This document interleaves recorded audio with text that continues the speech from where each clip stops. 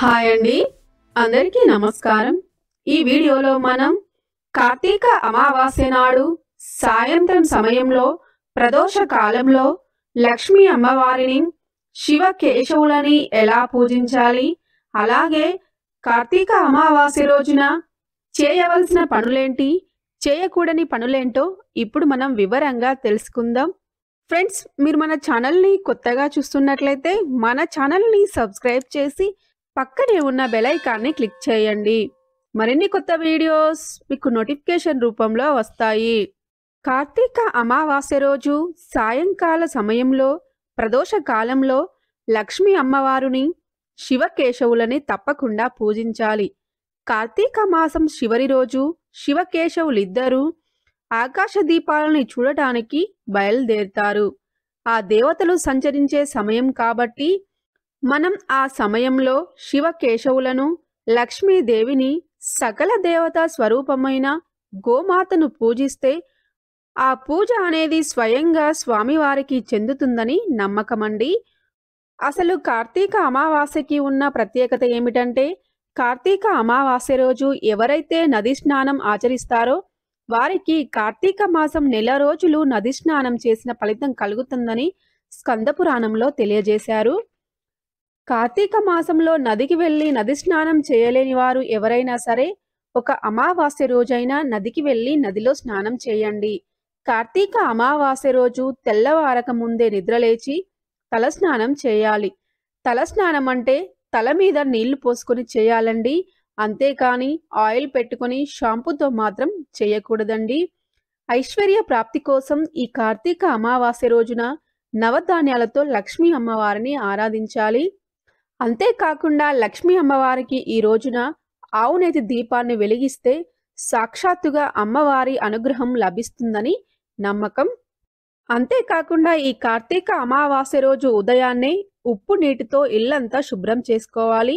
ఇలా చేస్తే ఇంట్లో ఉన్న నెగటివ్ ఎనర్జీ తొలగిపోయి పాజిటివ్ ఎనర్జీ వస్తుందండి. అమ్మవారి అనుగ్రహం మనకి ప్రాప్తిస్తుంది. ఇప్పుడు మనం కార్తీక అమావాస్య నాడు సాయంత్రం సమయంలో ప్రదోష కాలంలో లక్ష్మీ అమ్మవారిని, శివకేశవులను, సకల దేవతా స్వరూపమైన గోమాతని ఎలా పూజించాలో తెలుసుకుందాం. ముందుగా పూజ కోసం ఒక పీటను ఏర్పరిచి ఆ పీటకి పసుపు రాసి బియ్యం పిండితో ముగ్గులు పెట్టి పసుపు కుంకుమ బొట్లు పెట్టాలి. ఆ పీట మీద ఒక ఎరుపు రంగు వస్త్రాన్ని పరిచి ఆ వస్త్రం పైన లక్ష్మీ అమ్మవారి ఫోటోని, శివకేశవుల ఫోటోని పెట్టుకోవాలి.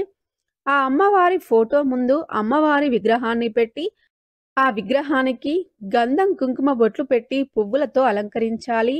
తర్వాత అమ్మవారి విగ్రహం ముందు ఒక ప్లేట్లో బియ్యం పోసి బియ్యం పైన పసుపు కుంకుమలు వేసి వాటిపైన 11 లేదా 21 లక్ష్మీ గవ్వలను పెట్టి ఆ గవ్వలకి గంధం కుంకుమ బొట్లు పెట్టి పువ్వులతో అలంకరించాలి. తర్వాత సకల దేవతా స్వరూపమైన గోమాత విగ్రహాన్ని అలాగే గణపతి విగ్రహాన్ని కూడా పూజాపీఠం మీద పెట్టుకొని గంధం కుంకుమ పువ్వులతో అలంకరించాలి. ఈ విధంగా లక్ష్మీ గవ్వలు పెట్టి పూజ చేస్తే అమ్మవారి అనుగ్రహం మనకి సిద్ధిస్తుందండి. తర్వాత దీపారాధన కోసం దీపారాధన కుందులలో నువ్వుల నూనె పోసి వత్తులు వేసి పూజ కోసం సిద్ధం చేసుకున్నానండి. అయితే ఈ అమావాస్య రోజున ఆవునేతి దీపం వెలిగిస్తే మంచిది కాబట్టి కామాక్షి దీపంలో 2 వత్తులు వేసి ఆవు నెయ్యి పోసి పూజ కోసం సిద్ధం చేసుకున్నాను. కార్తీక అమావాస్య రోజు పిండి దీపాలు పెడితే చాలా మంచిదండి. అందుకోసమే ఇలా పిండి దీపాలను కూడా ఏర్పాటు చేసుకున్నాను. అలంకరణ పూర్తయిన తర్వాత దీపారాధన చేయాలి.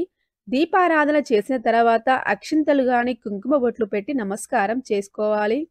మనం ఏ పూజ చేసినా ముందుగా గణపతిని పూజించాలి కాబట్టి గణపతికి షోడశోపచార పూజ చేయాలి. గణపతి పూజ పూర్తయిన తర్వాత నైవేద్యం సమర్పించి కర్పూర హారతి ఇవ్వాలి. తర్వాత తాంబూలం సమర్పించాలి.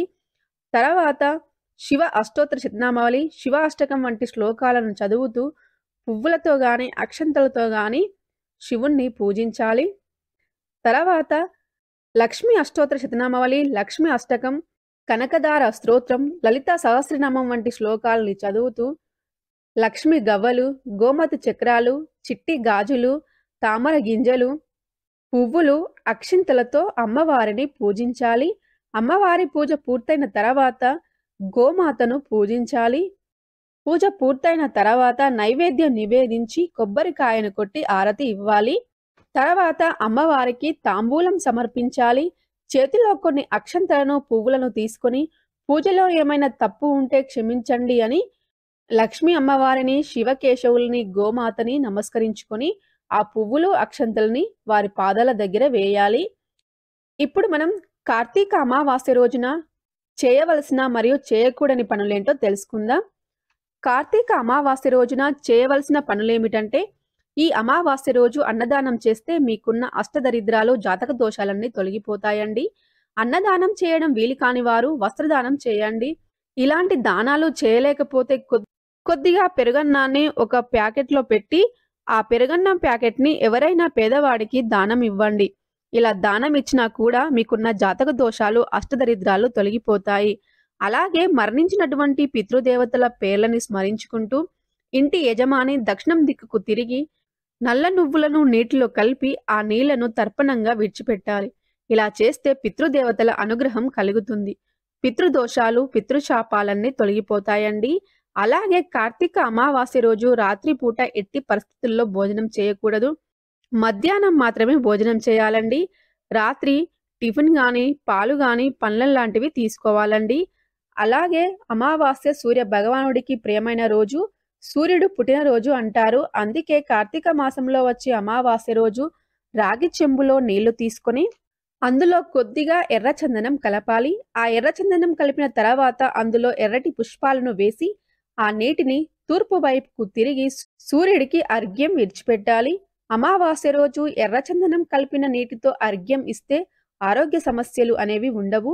ఆరోగ్య ప్రాప్తిని సిద్ధింప చేసుకోవచ్చండి. కార్తీక అమావాస్య రోజు ఈ విధి విధానాలను పాటించి ఐశ్వర్య ప్రాప్తిని పొందండి. జాతక దోషాలను తొలగించుకోండి. ఇప్పుడు మనం కార్తీక అమావాస్య రోజున చేయకూడని పనులేంటో తెలుసుకుందాం. ఈ అమావాస్య రోజున గోర్లు కత్తిరించడం, ఎయిర్ కటింగ్ లాంటివి, షేవింగ్ చేసుకోవడం లాంటివి చేయకూడదండి. ఇలాంటివి చేస్తే దరిద్ర దేవత ఇంటికి ప్రవేశిస్తుంది.